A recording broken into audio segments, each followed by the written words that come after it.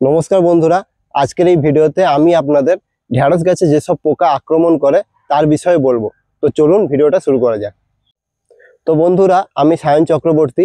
এখন আমি Centurion University of Technology and Management Paralakhemundi vegetable ফিল্ডে দাঁড়িয়ে আছি, যার ইনচার্জ আমাদের শ্রদ্ধেয় স্যার ডক্টর শুভ্রজ্যোতি চ্যাটার্জি। তো বন্ধুরা, এই ফিল্ডে আমরা লাল ঢেঁড়স চাষ করেছিলাম। এখন সবই হারভেস্ট হয়ে গেছে। এখন শুধু যেই সব গাছ পড়ে আছে ওইগুলো কিন্তু আর আমাদের কোনো কাজে আসবে না। তো এটা আমরা লাগিয়েছিলাম জুলাই মাসের 20 তারিখে। এখন কিন্তু অক্টোবরের 19 তারিখ। তো এটা যেহেতু 3 মাসের ফসল, তো গাছের কিন্তু এখন একদম শেষ অবস্থায় পৌঁছে গেছে। আর কিন্তু এই গাছ থেকে আমরা কোনো ফসল পাবো না। কিন্তু এই সময় আমরা দেখলাম যে গাছে প্রচুর পরিমাণে কিন্তু পোকার আক্রমণ হয়েছে। তো এই ভিডিওতে আমি আপনাদের বলবো যে এই ঢেঁড়স গাছ লাগালে আপনারা কি কি পোকার সম্মুখীন হতে পারেন। তো বন্ধুরা, প্রথম যেই পোকাটার বিষয়ে আমি আপনাদের বলবো সেটা হচ্ছে টোবাকো ক্যাটারপিলার বা স্পোডোপ্টেরা লিটুরা। এই ঢেঁড়স গাছে কিন্তু প্রচুর পরিমাণে ওই পোকাটা অ্যাটাক করেছে। এখানে আপনারা দেখতে পাচ্ছেন, এইদিকে একটু এসে দেখান। এইটা দেখুন কত বড় একটা পোকা, দেখেছেন? কত সুন্দরভাবে গাছের ডালে বসে কিন্তু গাছের পাতা চিবিয়ে চিবিয়ে খাচ্ছে। এই পোকাটা ছোট বয়স থেকেই কিন্তু গাছের ক্ষতি করে। গাছের পাতা, গাছের কুড়ি, গাছের ফল যেটা পাবে সেটাই কিন্তু খেয়ে ফেলবে। এই যে এখানে পাতাগুলো দেখছেন, এই দেখুন গর্ত গর্ত হয়ে গেছে। এই দেখুন, এই যে এরকম গর্ত গর্ত হয়ে গেছে, এটা কিন্তু সব স্পোডোপ্টেরা লিটুরা। এই দেখুন পেছনে বসে কিন্তু এই দেখুন, এই যে বাচ্চাটা আছে, এই বাচ্চাটা কিন্তু এরকম চিবিয়ে চিবিয়ে পাতাটা খাচ্ছে। তো এরা যখন যেটা পাবে তখনই কিন্তু সেটা খাবে। গাছের ফুল হোক, গাছের ফল হোক, পাতা হোক, সবই কিন্তু এরা খেয়ে একদম শেষ করে দেয়। তো এই পোকাটাকে ম্যানেজ করতে গেলে আপনাদের কি করতে হবে, ইমিডাক্লোপ্রিড প্লাস ফিপ্রোনিলের একটা পেস্টিসাইড পাওয়া যায়। সেটা যদি গাছে 1 ml প্রতি লিটার আপনারা মিশিয়ে মারেন তাহলে কিন্তু এই পোকাটা কমে যাবে। আর ইমামেকটিন বেনজয়েড, ওটাও যদি আপনারা 1 ml প্রতি লিটার জলে মিশিয়ে যদি গাছে মারেন এটা কমে যাবে। আর আপনাদের খেয়াল রাখতে হবে, এই ঢেঁড়স গাছ লাগানোর ক্ষেত্রে আশেপাশে কিন্তু সেম জাতির কিন্তু গাছ লাগানো যাবে না। যেরকম ঢেঁড়স গাছের সেম জাতি হচ্ছে তুলো গাছ।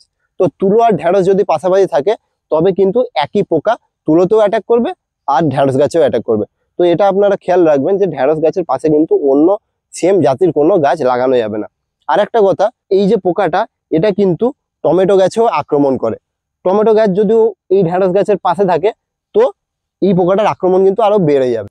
তো বন্ধুরা, সেকেন্ড যে পোকাটার বিষয়ে আমি বলছি সেটা হচ্ছে ঢেঁড়স গাছের পাতার মোড়ক পোকা। তো এই পোকাটা কি করে, ঢেঁড়স গাছের পাতা বসে পাতাটাকে কেটে একটা চোঙ বানিয়ে দেয়। এবার ওই যে চোঙটা বানালো ওই চোঙের মধ্যে ওরা থাকবে এবং যখন বড় হয়ে যাবে তখন কিন্তু ওই চোঙ থেকে বেরিয়ে চলে যাবে। কিন্তু এই পোকাটা অনেক কটা পাতা কাটার ফলে পাতার কিন্তু লিফের এরিয়া কমে যায় এবং যেই পাতাটা কাটবে সেই পাতাটা কিন্তু পরে শুকিয়ে মাটিতে পড়ে যাবে। এই যে নিচে অনেক পাতা পড়ে গেছে ওই পোকাটার কারণেই কিন্তু পড়েছে। তো তার জন্য এই পোকাটাকে আমাদের ম্যানেজ করা অতি আবশ্যক। এইখানে কিন্তু পোকাটা বেরিয়ে এসছে, আপনারা দেখতে পাচ্ছেন, এই দেখুন, এই যে এইটা হচ্ছে লিফ রোলার বা সাইল্যাপ্টা ডেরোগেটা। তো এরা কি করে, এই যে দেখুন, এই যে নিচে এই চোঙটা বানিয়েছে, এই যে পাতাটাকে এখানে করে দিয়েছে। দেখুন পাতাটা কত সুন্দর চোঙ হয়ে গেছে।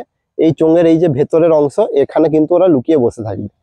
তো এই পোকাটাকে ম্যানেজ করার জন্য আমরা কি করতে পারি, অনেক রকম কেমিক্যাল পেস্টিসাইড আছে, যেরকম কার্বেরাইল 50 WP, ওটা আমরা 2 গ্রাম প্রতি লিটার জলে মিশিয়ে কিন্তু অ্যাপ্লাই করলে এই পোকাটা দমন করা যাবে। আরেকটা আছে যেটা হচ্ছে ফিপ্রোনিল 5SC, ওটাও কিন্তু যদি আমরা 1 ml 2 লিটার জলে মিশিয়ে অ্যাপ্লাই করি এটা কিন্তু মারা যাবে। এছাড়াও যেই সব পেস্টিসাইড আমি স্পোডোপ্টেরার জন্য বলেছিলাম সেটাও কিন্তু যদি মারেন তাহলে কিন্তু এই পোকাটা দমন করা যাবে। তো বন্ধুরা, তৃতীয় যেই পোকাটার বিষয়ে আমি বলবো সেটা হচ্ছে হোয়াইট ফ্লাই অ্যাটাক বা সাদামাছি। তো ওরা কিন্তু ডিরেক্ট এই ঢেঁড়স গাছে ক্ষতি করে না, ওরা একটা ভাইরাস এই ঢেঁড়স গাছে ছড়িয়ে দেয়, যেটা হচ্ছে ইয়েলো ভেন মোজাইক ভাইরাস। এখানে আপনারা দেখতে পাচ্ছেন এই যে পাতাগুলো কিন্তু পুরো হলুদ হয়ে গেছে, এইটা হচ্ছে কিন্তু ইয়েলো ভেন মোজাইক ভাইরাস।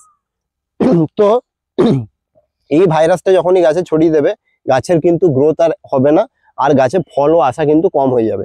তো এই হোয়াইট ফ্লাইকে ম্যানেজ করার জন্য আমরা কি করতে পারি, আমরা কুইনালোফস 25% EC, ওটা কিন্তু আমরা এই ফিল্ডে 1 গ্রাম প্রতি লিটার জলে মিশিয়ে কিন্তু স্প্রে করতে পারি।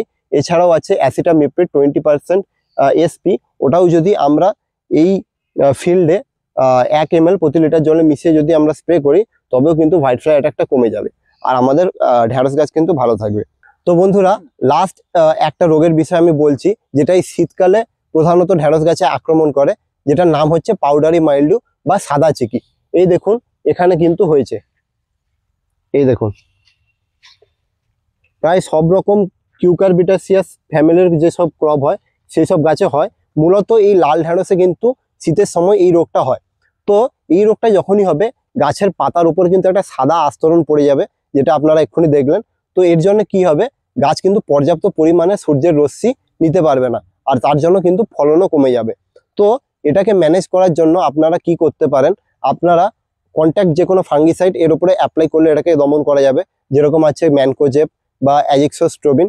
এইসব যদি আপনারা 1 গ্রাম প্রতি লিটার জলে মিশিয়ে যদি এই গাছে অ্যাপ্লাই করেন তবে কিন্তু এই পাউডারি মাইল্ডু থেকে আপনাদের ফিল্ডটা মুক্ত হয়ে যাবে। তো বন্ধুরা এখানে যে আমরা এই লাল ঢেঁড়সটা লাগিয়েছি, এই লাল ঢেঁড়স লাগানোর ফলে কিন্তু আমাদের প্রচুর লাভ হয়েছে। এইটুকু ফিল্ড থেকে কিন্তু আমরা 18 কেজি লাল ঢেঁড়স হারভেস্ট করেছি এবং বাজারে কিন্তু ভালো মূল্য পেয়েছি।